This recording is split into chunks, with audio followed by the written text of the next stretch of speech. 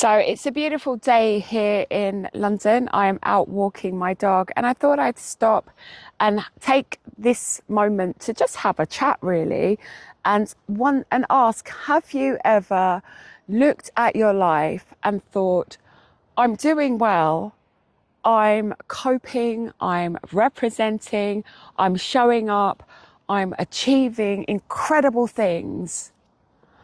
So why don't I feel good about my life? Why does something still feel off? If you have ever asked yourself that question, or even if maybe you have just felt it as a discomfort, something you've not been able to articulate, that sticky feeling that doesn't quite settle inside, then I want you to know something important. You, my love, are definitely not alone. Because I know for one, when faced with all the external metrics that told me I was doing well and coping with life, beautiful home, beautiful child, relationship, and money in the bank, I knew that there was something. I couldn't put my finger on it, but there was definitely something that stopped me from fully feeling satisfied and safe with everything I had. For years, I believed that because I was functioning, I must be okay. I went to work, I met deadlines, solved problems, showed up for everyone else, kept everything moving. I guess from the outside, my life looked pretty normal. People would describe me as doing okay. I was doing well. I was showing up to my life fierce and fabulous, strong, reliable, successful, and in many ways, they were right. But what I have come to understand through both my work and my personal experience is that functioning and feeling safe are not always the same thing. So where I am now, I get to work with some incredible people, and Neuro Heart Alchemy has allowed me to identify a particular archetype, because there are four, and if you've taken the assessment, you'll know which one you are. But within my business, I have named this particular archetype the intellectual mystic. They are thoughtful, they are compassionate, incredibly responsible, and highly capable.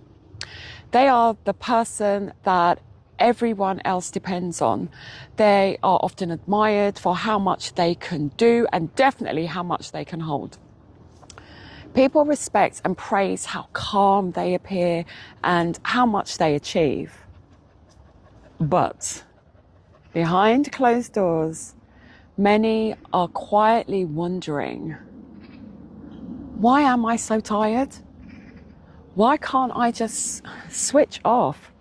Why does everything feel so heavy? There is nothing technically wrong with their life. Like I said, everything on the external looks great. Their life isn't falling apart. However, tiredness, exhaustion, burnout, and surviving can become so familiar that we stop recognizing it as survival.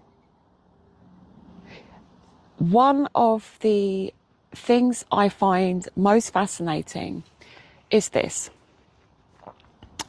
Your nervous system isn't measuring success.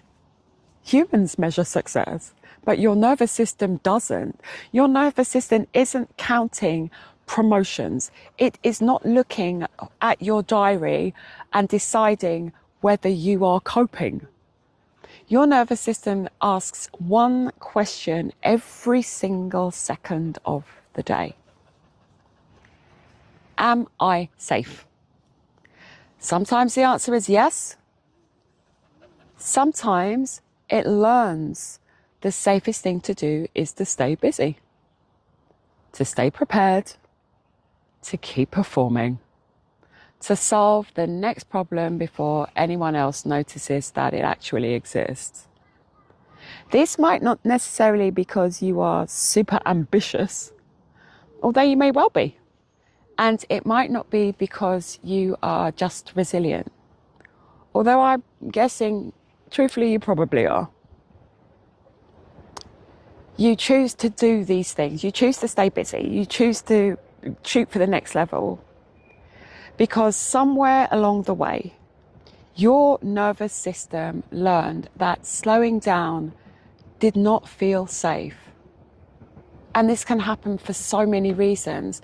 So instead, it became exceptionally good at keeping you moving.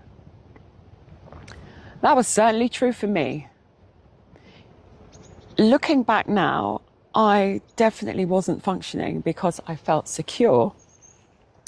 I was functioning, if I'm being honest, because my nervous system believed that it had to. And here's the difficult thing about survival. When it works, it stops looking like survival. And it starts looking like personality. And it starts looking like ambition, a resilience, and an incredible work ethic. For a lot of women, especially Black women, survival shows up as the harmful, the strong Black woman stereotype or the strong woman stereotype. People admire it. Sometimes we admire it too. And society equally rewards and punishes women who appear to be able to do everything. Until one day your body quietly whispers to you, I can't do this anymore. I cannot keep doing this. I can't. I clearly remember the moment this happened to me.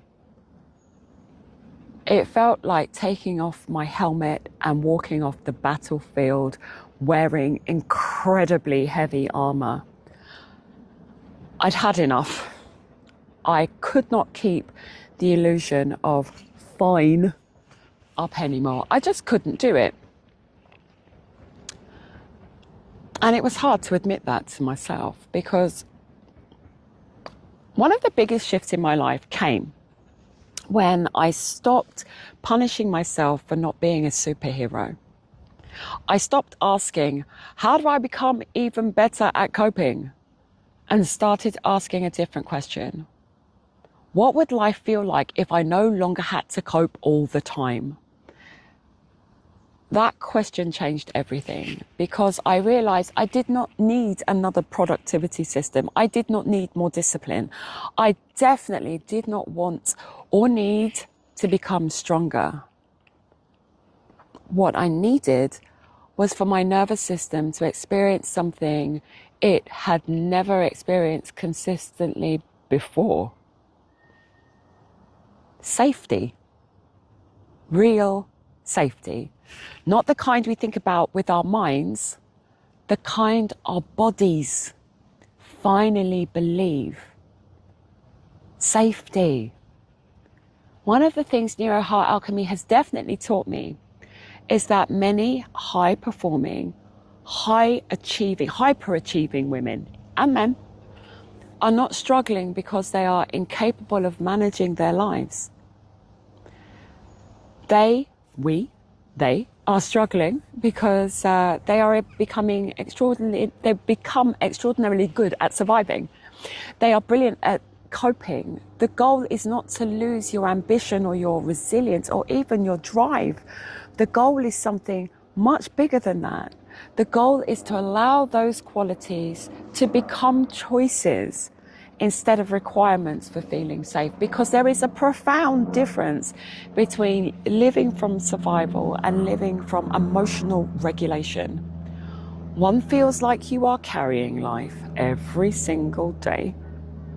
The other feels like life no longer has to be carried in such a heavy way. Perhaps that's one of the greatest misunderstandings of all. Looking okay is not the same as feeling okay, and recognizing that isn't a sign that you are falling apart. It might simply be the beginning of understanding yourself differently. And sometimes understanding ourselves differently is exactly where lasting change begins. 100%. So if today's conversation has left you wondering, that kind of feels familiar, or you simply recognize yourself in this conversation in some way, shape, or form, if so, I have created a free Neuroheart Alchemy assessment to help you begin recognizing the adaptive patterns your nervous system may still be carrying. You'll find the link below. And if these conversations are helping you understand yourself with just a little bit more compassion, I'd love to invite you to continue exploring this fascinating topic with me. This channel is becoming the Trust Archive, a growing library of conversations that ask one simple question after another. Why? Because every answer brings us a little bit closer to understanding ourselves, and perhaps understanding is not the finish line. Perhaps it is the place where something new finally becomes possible. Thank you for listening.